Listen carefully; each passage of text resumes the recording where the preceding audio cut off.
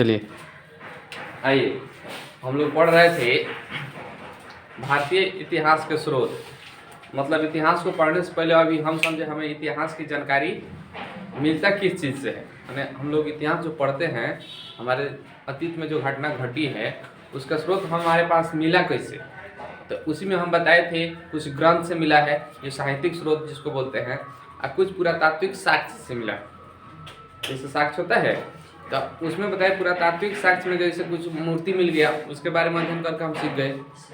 मंदिर मिल गया या अभिलेख मिल गया, जैसे स्तंभ लेख हो गया, जैसे अशोक का अभिलेख देखते हैं यहाँ पे है शिलालेख, तो शिलालेख से मिल गया। इस सब से क्या होता है, हमको मिलता है।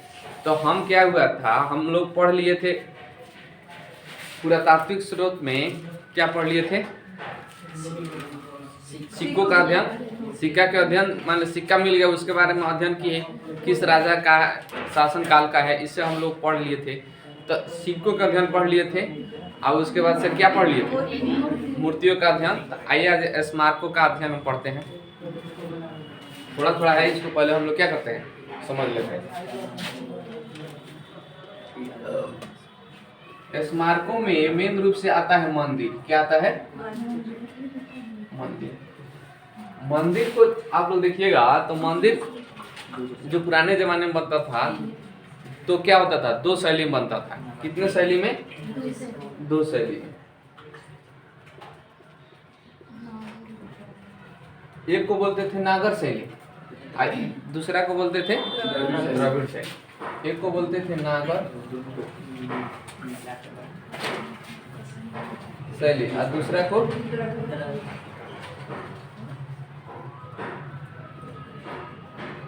द्रविड़ शैली। देखिए नागर शैली मेन रूप से उत्तर भारत में फेमस था। कहाँ था, उत्तर भारत में। और द्रविड़ शैली दक्षिण भारत में। दक्षिण भारत में क्या था, फेमस था। तो स्मारकों में पूछ देता है नागर शैली किस भारत में प्रसिद्ध था, उत्तर भारत, और द्रविड़ शैली दक्षिण भारत। और देखिएगा मंदिर में जैसे हुआ तब इसमें जो फर्स्ट मंदिर है वो इम्पोर्टेंट है। तो हमारे भारत में है, तो भारत में सबसे पहले के साक्ष्य मिला है कि भारत का सबसे पहला मंदिर कौन है, तो कौन मंदिर है, दशावतार मंदिर। तो हमारे भारत में मंदिर जो है, मंदिर जो कहाँ है, भारत की जो पहले मंदिर की खोज हुआ था उस मंदिर का नाम क्या है, दशावतार मंदिर। दशावतार ये है कहाँ, झांसी देवगढ़ में। कहाँ है, झांसी देवगढ़। झांसी देवगढ़ कहाँ है, उत्तर प्रदेश में। तो ये पूछ देता है दशावतार मंदिर हमारे भारतीय इतिहास का सबसे पहला मंदिर माना जाता है। और भी होगा लेकिन अभी प्रमाण के अनुसार यही क्या है, प्रथम है। तो प्रथम इम्पोर्टेंट है। और भी मंदिर है, जो मंदिर के बारे में पढ़ेंगे तो पढ़ेंगे, ये हमको पहले को पढ़ लेते हैं। इसके बाद जो स्मारक का जो हमको मंदिर से मंदिर से मिला, ये इस पर जो शैली के हिसाब से हमको शैली पढ़े तो हमको पता चला कि इतिहास में ऐसे ऐसे शैली होता था, ऐसा ऐसा पढ़ाई होता था। प्रथम मंदिर पढ़े। उसके बाद से देखिएगा कुछ इति होता है, जैसे कुछ मठ को हम लोग अध्ययन करते हैं। किसका, मठ, स्तूप, और क्या, विहार होता है। स्तूप, मठ, विहार जो होता है ना, ये बौद्ध धर्म से संबंधित है। जैसे था तो स्तूप था, जैसे महात्मा बुद्ध के से संबंधित है, उनका जब मर गए तब स्तूप बनाया गया।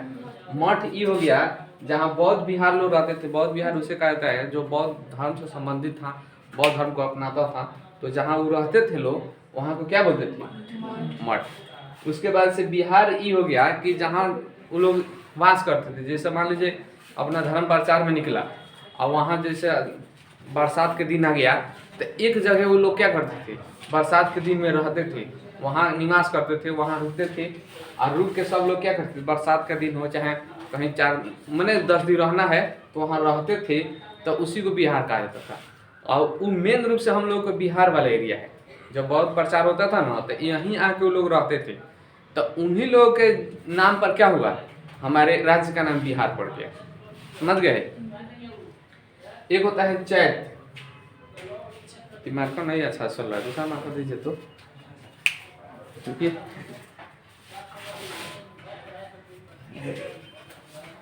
और क्या है,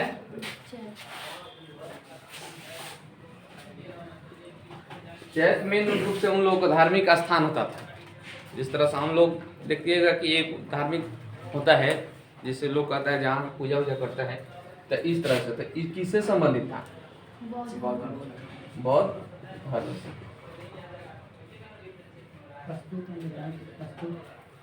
समझ गए। स्मारक के बारे में इतना आप लोग सीख लिए। और क्या है यहाँ पे, अब आइए हम लोग पढ़ते हैं अभिलेख के बारे में। क्या पढ़ेंगे, अभिलेख के बारे में।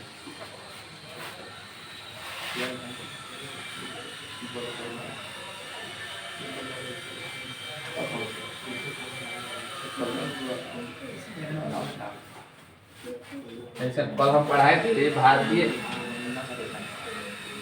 भारतीय इतिहास के स्रोत में बताए थे।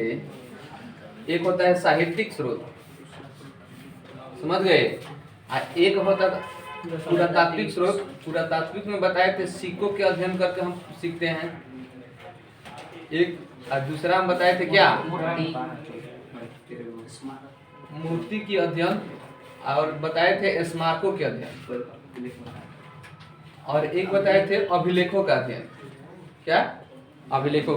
तो इसको हम लोग देख लिए, इसको देख लिए, इसको देख लिए। अब आइए क्या देखते हैं, अभिलेख।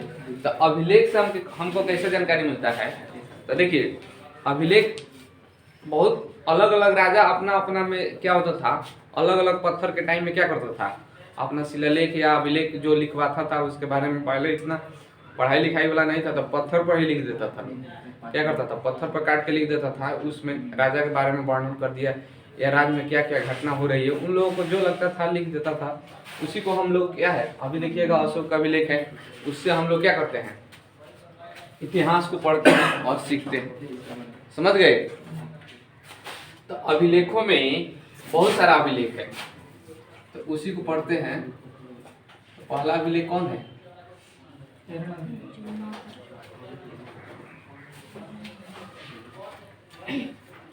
आइए उसको देखते हैं। एक होता है जूनागढ़ अभिलेख, जूनागढ़ अभिलेख।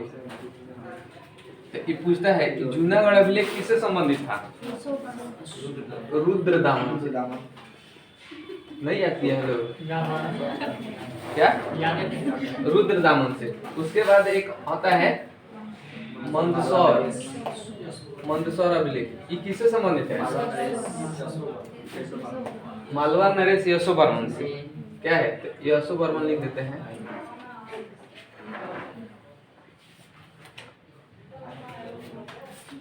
एक होता है एहोल अभिलेख, किससे है, पुलकेशिन द्वितीय। एक होता है एरण अभिलेख, अब किससे किससे संबंधित है, भानुगुप्त से, जो सती प्रथा के बारे में। यही इसी अभिलेख से मिलता है जानकारी हमें सती प्रथा। सती प्रथा है क्या, पुराने जमाने में क्या होता था ना, जब पति मर जाता था, माने पुरुष अगर मर गया, अगर उसका शादी हुआ है, तो उसकी पत्नी भी उसी के साथ चिता पर जिंदा जल जाती थी। ठीक है, माने पुरुष तो जल रहा है तो कोई दिक्कत ना है, मर गया तो इस सब करने का जरूरत है जिंदा जलने का। ठीक है, पहले के जमाने में था, अभी नहीं है। अभी तो आप ही को जला देगी सब। ठीक है, हमारी स्त्री पहले मर गई तो, स्त्री पहले मर गई तो पति प्रथा नहीं था। ठीक है, खाली पत्नी प्रथा था। माने उस हिसाब से पति को भी साथ में जल जाना चाहिए का, माने उन है। ठीक है, आजकल के जमाने में ये संभव नहीं है। आजकल तो ठीक है, पति मर जा रहा है तो पत्नी का दूसरा शादी हो रहा है, पत्नी मर जा रही है तो पति का दूसरा शादी हो जा रहा है। उस समय क्या था कि धार्मिक से ज्यादा लोग जुड़े थे, अभी उतना क्या है, अब टिकटॉक से ज्यादा जुड़े हैं। ठीक है, इसका काम खत्म तो टिकटॉक उधर देख के दूसरा कोनो बात नहीं, इधर टिकटॉक बना लेगा। एक होता है भीतरी स्तंभ लेख, हाथी गुफे, हाथी लिख देते हैं, हाथी गुफा, गुफा अभिलेख। तो इस किससे संबंधित था? कलिंग एक कलिंग एक इतिराज था, उसका राजा था खारवेल। कलिंग राजा खारवेल। जो अभी जो कलिंग राजा खारवेल है, अभी ये लगभग उड़ीसा के एरिया में पड़ता है। कहाँ पड़ता है? उड़ीसा वाला एरिया में। अशोक ही इसी कलिंग युद्ध के बाद युद्ध करना क्या किया था? छोड़ दिया था। इसमें कहा गया है कलिंग युद्ध में इतना महान या भयंकर नरसंहार हुआ था कि जब अशोक का सेना वहां अटैक किया था ना, तो वहाँ कलिंग में पूरा वहाँ के जनता लोग को मार दिया था, काट दिया था। वहाँ पर पुरुष नहीं बचा था एक भी लड़ने के लिए, तो वहाँ के औरत लोग तलवार उठा ली थी। ठीक है, कि हम लोग अब लड़ेंगे। तो वहीं अशोक देखा ना, देखा कि जहाँ जाता था देखता था कि तो ये तो पहले नहीं गया था, इसका सेना गया था सब, इतना तबाही हुआ था। तो अशोक गया तो देखा जिधर देखता था उधर की लाश पड़ा है, लोग मर गया है। तो उसको दया आ गया, और उसी दिन से क्या हुआ, प्रतिज्ञा ले लिया कि आज के बाद से हम क्या करेंगे, युद्ध नहीं करेंगे। धार्मिक जीवन लगा पिता ने, तो बौद्ध धर्म अपना लिया। बहुत आगे कहानी है। इसके बाद इसके नीचे रुद्रधाम आएगा।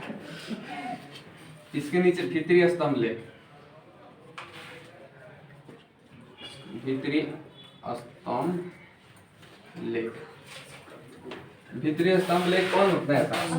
स्कंद।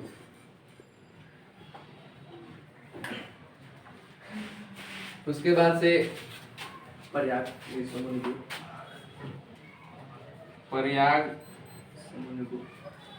स्तंभ लेख, इसको कौन बनाया था? समुद्रगुप्त। एक वो ग्वालियर का था, ग्वालियर के राजा भोज थे। कौन थे? राजा भोज। ठीक है। एक कौन था? देवपाड़ा। इसमें कौन था? विजय सेन।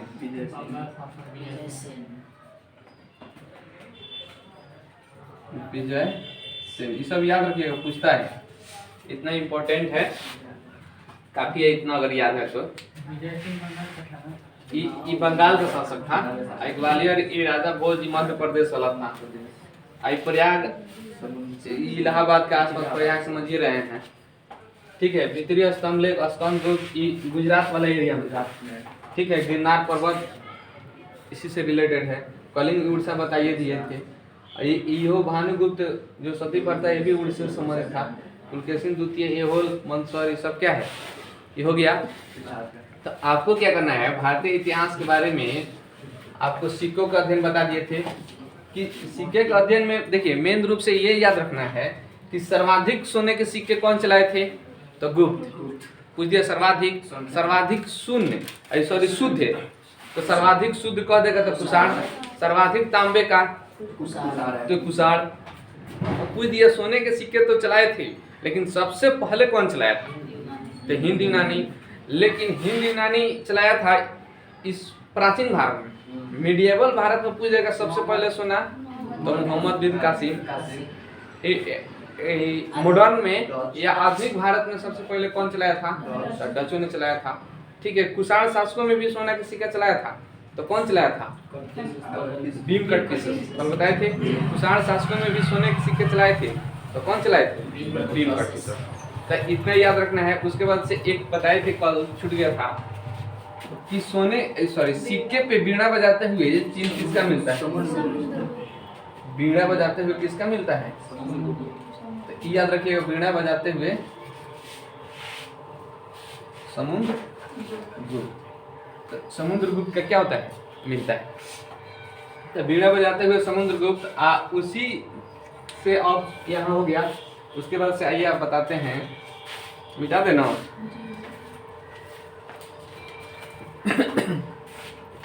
डेली का डेली याद करते चलिएगा ना तो कोई आपको प्रेशर नहीं पड़ेगा। अब उसको छोड़ दीजिएगा कॉल पर तो थोड़ा थोड़ा बहुत ज्यादा हो जाएगा।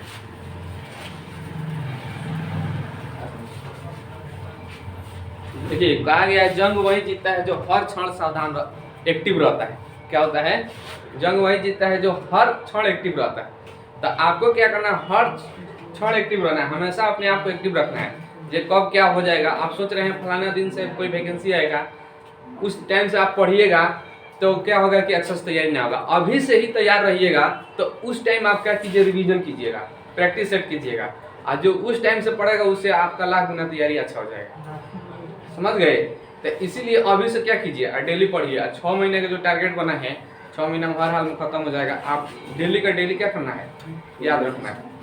चलिए हम बताए थे आपको भारतीय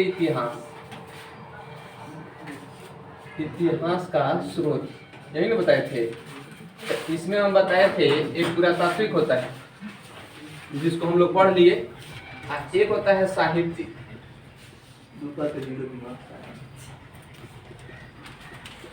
साहित्यिक स्रोत, तो साहित्यिक स्रोत में देखिएगा इसमें क्या आता है, धार्मिक ग्रंथ आता है, जो धार्मिक ग्रंथ नहीं होता है वो भी आता है, या विदेशियों का विवरण आता है। तो इसमें 3 आता है। क्या होता है? पहला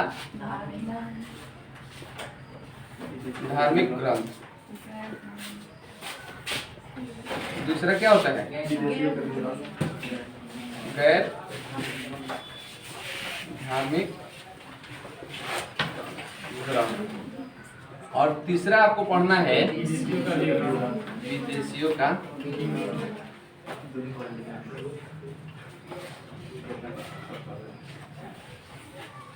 देखिए अब इसमें आपको साहित्यिक स्रोत से या पुरातात्विक स्रोत हो गया। अब इसमें साहित्यिक स्रोत यही 3 वर्ष पढ़ना है। तो कुछ जैसे हम धर्म ग्रंथ पढ़ते हैं तो उससे हमको इतिहास की जानकारी मिल जाता है। जैसे रामायण पढ़ते हैं, महाभारत पढ़ते हैं, पुराण पढ़ते हैं, वेद पढ़ते हैं, तो इससे हमको इतिहास की जानकारी मिलता है कि नहीं, क्या क्या घटना कैसे हुआ था। तो उससे जो हमको जानकारी मिल गई तो इतिहास को मिल गया। कुछ गैर धार्मिक होता है, जैसे पंचतंत्र हो गया विष्णुकर्मा का, राजतरंगिणी हो गया पलगढ़ का, उसे अचसनामा हो गया, किसका है, अली अहमद का। तो ये सब बुक से होता है क्या है, हमको विदेशियों का भी, सॉरी यहाँ से हमको इतिहास का मिलता है। विदेशी का विवरण जैसे हो गया कि बाहर से लोग आक्रमण किया, उसी के साथ साथ कुछ विद्वान भी लोग आते थे, समझ गए। और वो लोग क्या किया, यहाँ से लूटपाट लेके फिर गया, और विद्वान लोग यहाँ आए देखे। तो विद्वान लोग को मेन धन पे ध्यान नहीं रहता है, वो यहाँ का संस्कृति के बारे में समझता था, कल्चर के बारे में समझता था। होता है ना, जब आदमी अपने आप को, जब उसका सोच बढ़ जाता है ना, तो उसका दुनिया में क्या होता है, कहा गया है कि जो विद्वान लोग होते हैं, मूर्ख लोग धन के पीछे पड़ता है, और विद्वान जो रहता है इस दुनिया में एकदम समझिए इंजॉय करता है। इंजॉय करने का मतलब वो अपने ज्ञान के बल पर इस दुनिया के इति से समझता है क्या है, बस इतना ही समझता है कि हमको ये समझ लेना है, यहाँ से चल जाना। अब कुछ लोग होते हैं रात दिन धन के पीछे रहते हैं, कितना धन में तो जाना ही है। तो वहीं जो विद्वान लोग थे, तो ये क्या करते थे, यहाँ आए, वो कितना कौन धन लूट रहा है उससे मतलब नहीं, यहाँ की संस्कृति के बारे में क्या हुआ, वो पढ़ता था, समझता था, उसको नोट करता था। बाद में हम लोग के बहुत लोग इधर से उधर गया, चाहे उधर से आया, फिर तो यहाँ से इसके किताब से क्या होता है, जानकारी मिल जाता है। तो पहला ये देखिए धार्मिक ग्रंथ हमको पढ़ना क्या क्या है, इसको देखते हैं।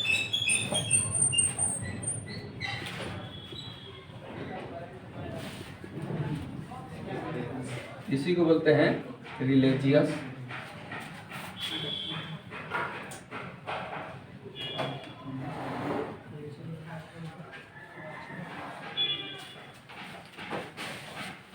देखिए इसमें हम लोग के एक होता है ब्राह्मण ग्रंथ। क्या होता है? ब्राह्मण ग्रंथ। तो ब्राह्मण ग्रंथ और एक पढ़ते हैं बौद्ध ग्रंथ।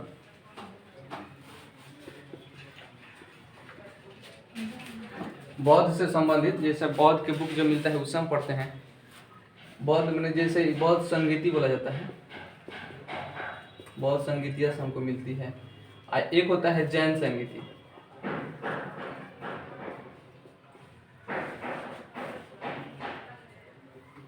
देखिए, तो ब्राह्मण ग्रंथ में क्या होता है, यहाँ से लगभग हिंदू के धार्मिक ग्रंथों से हमसे जानकारी मिलता है। क्या मिलता है? अब बौद्ध संगीतिया जो होती है जैसे बौद्ध से मिलता है, जैन से क्या होता है, जैन से मिलता है। और यहाँ से देखिएगा जो ब्राह्मण ग्रंथ में है इसमें कौन कौन बुक आता है, मेन रूप से उसको पढ़ना है। इसमें ब्राह्मण ग्रंथ में आता है जैसे वेद आ गया, क्या हुआ, वेद आ गया। इसी में होता है वेदांग आ गया, और अन्यक आ गया, अधिकत, उपनिषद आ गया,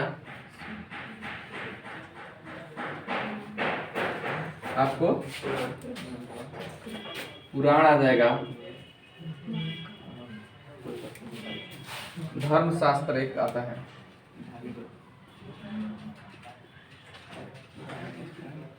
एक आता है शुद्ध पितक,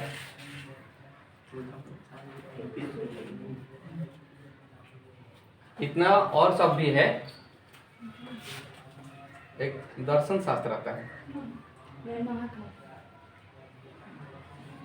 महाकाव्य, महाकाव्य में आपका आ जाएगा, मेन आता है महाकाव्य में महाभारत, और एक आता है रामायण। ये महाकाव्य में दो मेन महाकाव्य होता है।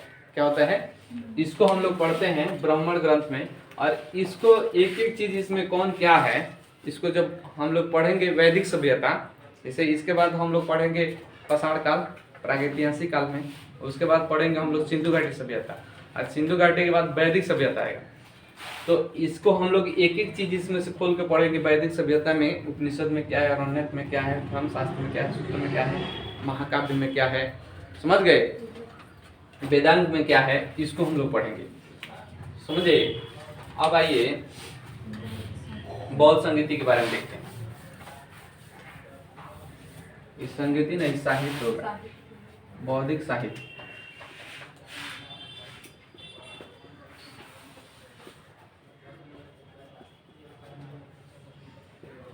चलिए आप देखिए, बौद्धिक साहित्य में जो होता है, इसको समझिए बढ़िया से। इसका जो हमको बौद्ध के बारे में जो जानकारी मिलता है ना, तो बौद्धिक साहित्य होता है तो उस जितना उसका बुक होता है उसको एक मेन पिटक कहते हैं। क्या बोलते हैं, पिटक बोलते हैं।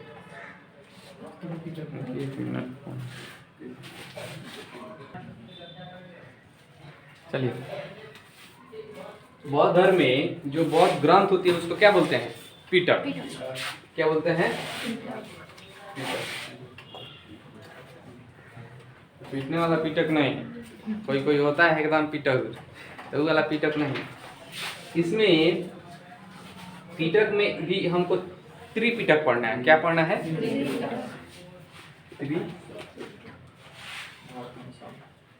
त्रिपिटक में होता क्या है, यानी 3 गो मेन ग्रंथ इसमें रहता है। बौद्ध धर्म में क्या होता है, 3 ग्रंथ होता है। तो उसी को जो 3 ग्रंथ होता है उसमें कौन कौन ग्रंथ होता है,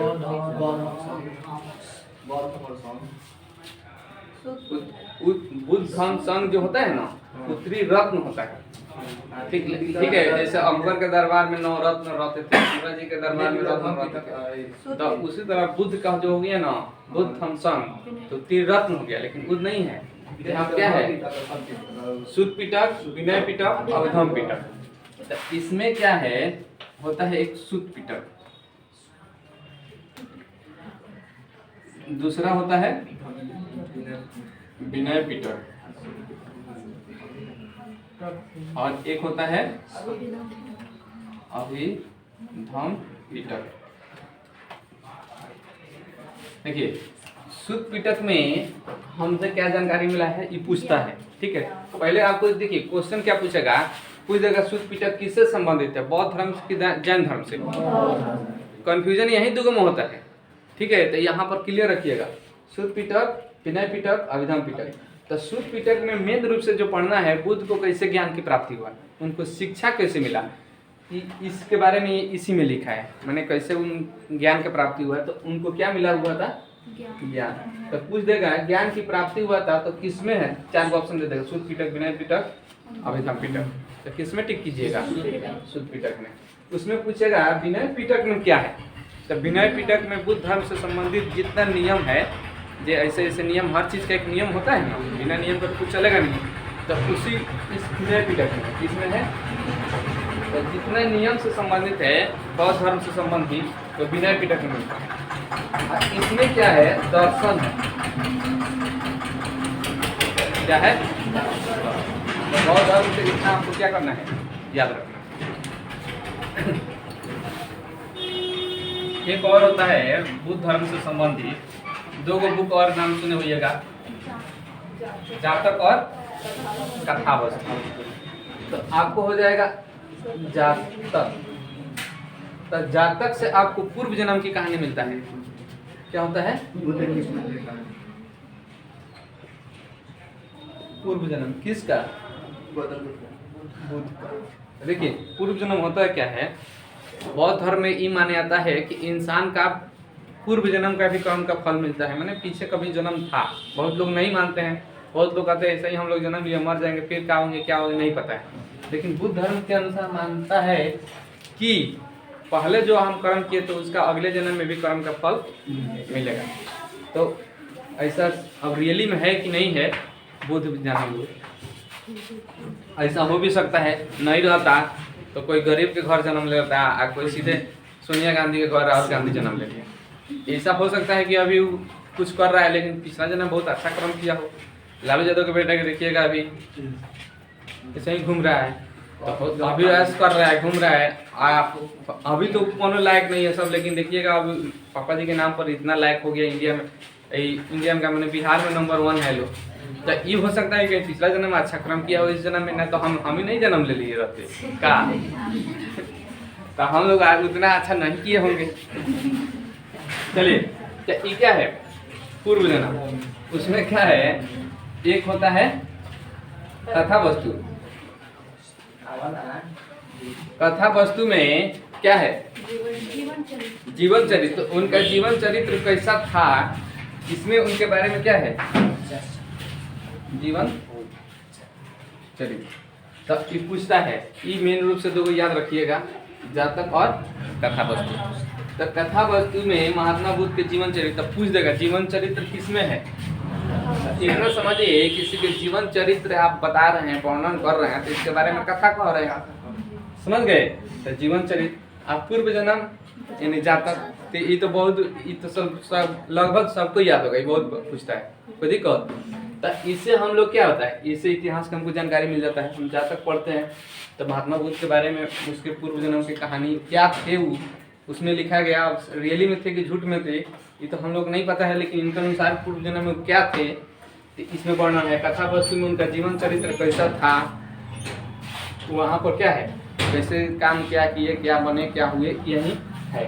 और ये जो 3 गो है उसे जो बौद्ध धर्म अपनाते हैं, इससे संबंधित है कि उनके क्या है, इससे ज्ञान मिलेगा, इससे नियम मिलेगा, इससे दर्शन होगा। तो देखिएगा पूछ देगा अभिधम, तो देखिएगा कोई धम से गिर के दर्शन कर लेता है, ठीक है। अब विनय में देखिएगा नय है, और इसमें भी न आय है, समझ गए? इसे रिलेट कर लीजिएगा। देखिए कंफ्यूजन होगा ऑप्शन में, तो ऑप्शन में खोज लीजिएगा। शुद्ध पिटक है तो वो ज्ञान समझिए कि शुद्ध से भी ज्ञान मिल जाता है का, तो इसे याद कर लीजिएगा। इसका तो पीडीएफ में सब मिल गया है ना।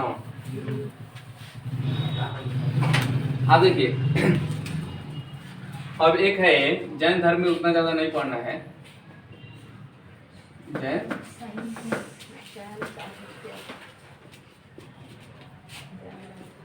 जैन साहित्य में यहाँ पे सबसे पहला जो प्रथम साहित्य था, प्रथम साहित्य का क्या नाम था?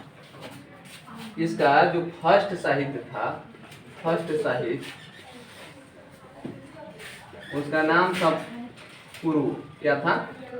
पूर्व। उसमें फर्स्ट टेक्स्ट लिखा है, टेक्स्ट माने ग्रंथ होता है।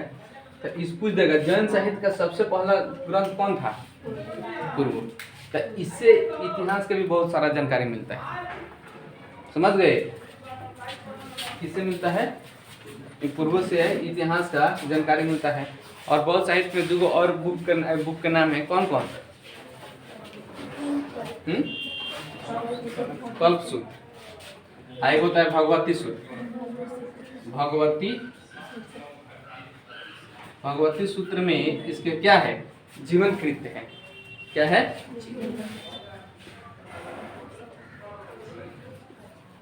तो पूछ देगा महात्मा बुद्ध, तो ये तो जैन साहित्य महात्मा बुद्ध सॉरी महावीर स्वामी से संबंधित है।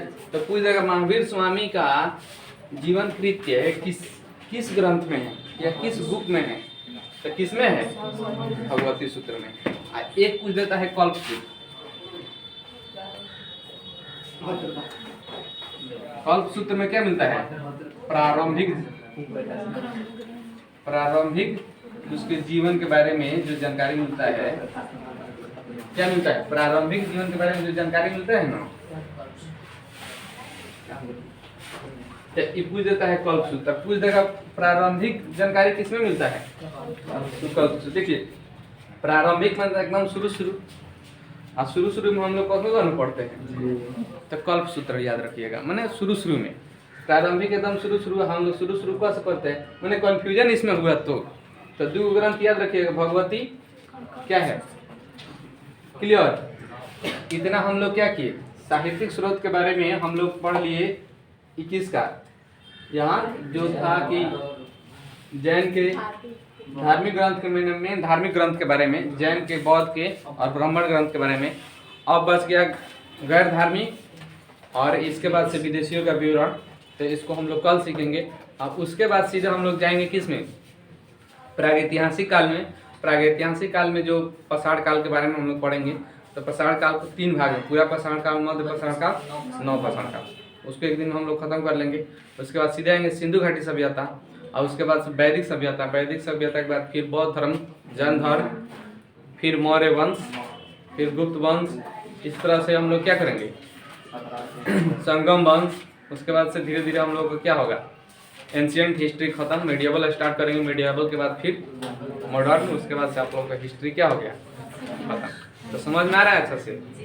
चलिए इसको क्या कीजिए, मेन है कि याद रखिए, याद रखिएगा तभी फायदा होगा। चलिए।